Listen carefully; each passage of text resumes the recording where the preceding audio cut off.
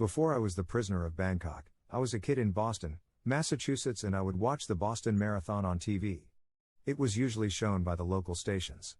Mostly, it looked like a typical running race. Man and woman in shorts and jerseys with numbers on them would be running. The runners were thin and sweaty, ready to do anything to cross a finishing line at any cost, even if it meant their lives.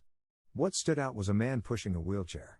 He did this for many years, and in my eyes as well as others, he became a hero.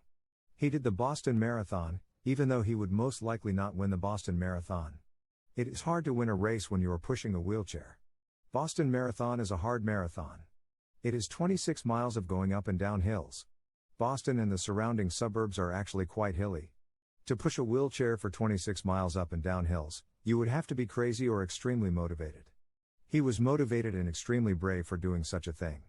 I admired his faith that he would finish the race, despite having a handicap like having to push a wheelchair. Recently, this man died, and it turns that his name was Dick Hoyt.